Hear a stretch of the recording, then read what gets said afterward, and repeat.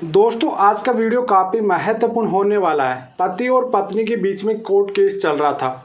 पति ने दूसरी शादी कर ली बिना तलाक दिए भी, जबकि पहली पत्नी का कोर्ट में केस चल रहा था। उसके बाद में पति ने दूसरी शादी कर ली, उसके बाद में लड़का भी हो गया और उसके बाद में जब पत्नी को पता पड़ा कि साहब वो किसी दूसरे के साथ में रह रहा है, सोसाइटी में रह रहा है और उसके एक बच्चा भी हो चुका है, तो उसने पुलिस थाने में और कोर्ट में कंप्लेंट डाल दी 494 की बाई गेमिंग की। साहब की जो सेकंड शादी किया उसने बाई गेमिंग किया, मेरे साथ चीटिंग किया, मेरे से बिना तलाक लिए हुए दूसरी शादी किया, लेकिन फिर भी कोर्ट उसका कुछ नहीं कर सका। कारण आज की वीडियो में पूरी डिटेल में जानोगी और काफ़ी महत्वपूर्ण आपके लिए वीडियो होने वाला है। इस वजह से इस वीडियो को कभी भी स्क्रिप्ट ना करना। तो चलिए दोस्तों, नो टाइम पास नो बकवास, सीधा करते हैं काम की बात। मैं हूँ हंस।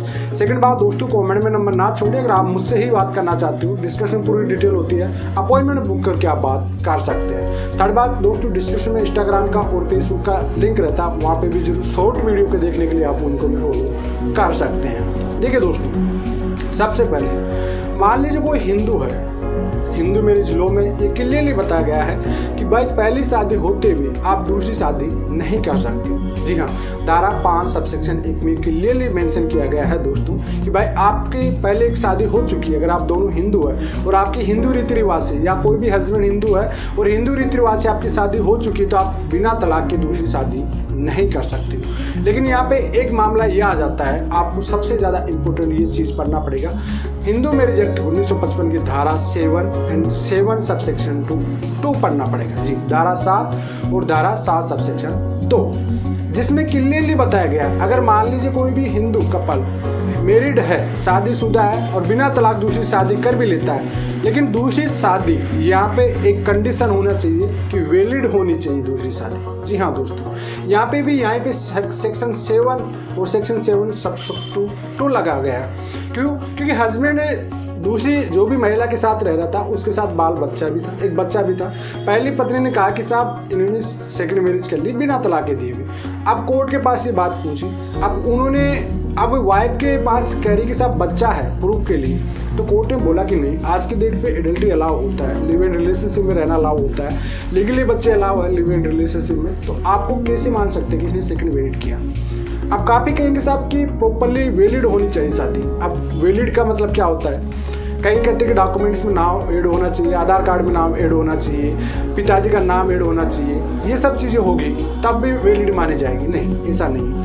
आपको वहाँ पे एक सेक्शन होता है 7, जी हाँ, हिंदू मैरिज एक्ट का धारा 7 में क्लियरली मेंशन है कि जो आपकी वैलिड शादी है उसमें आपको होम दत्ता होना चाहिए, एक तो प्रोग्राम। सेकंड, आपकी जो सप्त पद्धति होती है, मतलब 7 फेरे वाली पद्धति होती है, ये दोनों चीज़ आपकी बहुत जरूरी है। मतलब आपकी पूरी तरह से शादी संपन्न होना चाहिए, तभी आपकी सेकंड शादी वैलिड मानी जाएगी, अन्यथा आपका लिव इन रिलेशनशिप और एडल्ट्री का ही माना जाएगा। दोनों में बच्चे लीगल होते हैं। इसके बेस पे आधार पे अगर आप ये चाहते हो कि साहब वैलिड, साहब उनके पास बच्चे हो गए तो अब बच्चों से प्रूफ हो जाएगा, ऐसा पॉसिबल नहीं है। 2018 के बाद में पूरा कानून चेंज हो चुका है, कहीं न्यू अपडेट आती रहती है। इस वजह से मान लीजिए किसी ने भी कोई भी शादी कर लिया गुपचुप से और उसके पास, वाइफ के पास कोई प्रॉपरली उसका एविडेंस नहीं है, अब इसका सॉलिड एविडेंस क्या हो सकता है? आई विटनेस हो सकते हैं जो इस चीज़ के लिए, या कोई ऑडियो वीडियोग्राफी, ऑडियो नहीं वीडियोग्राफी होनी चाहिए दोनों की, सप्ते जिसमें 7 फेरे होने,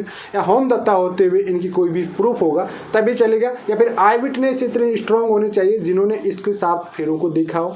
ये सब चीज़ें इंक्लूड करेगी पत्नी, तभी जाके ये साबित हो पाएगा, अन्यथा लिव इन रिलेशनशिप में और एडल्ट्री के रूप में ही माना जाएगा और पति का कुछ भी नहीं हो सकता है। यहाँ पे बात ये लागू दोनों पे होती है, ऐसा नहीं कि पति पे लागू होती है। अगर पत्नी भी सेकंड मैरिज कर लेती है, इस सिचुएशन में अगर ये चीज़ें प्रूफ नहीं कर पाते तो ये वैलिड नहीं मानी जाएगी, पति यहाँ पे कुछ भी नहीं कर पाएगा।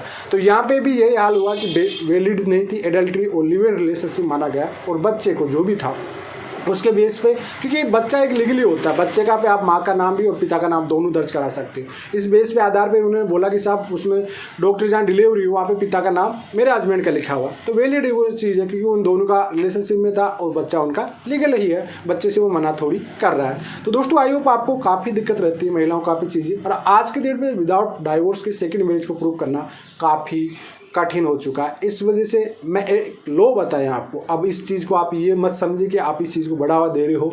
जो कानून में है, जो काफ़ी आज की डेट पे आते हैं कि साहब फलाना जजमेंट हाई कोर्ट ने दिया, सुप्रीम कोर्ट ने कहा बिना तलाक की, ये सब फर्जी होते हैं। जजमेंट इनको खुद को पता नहीं होता है।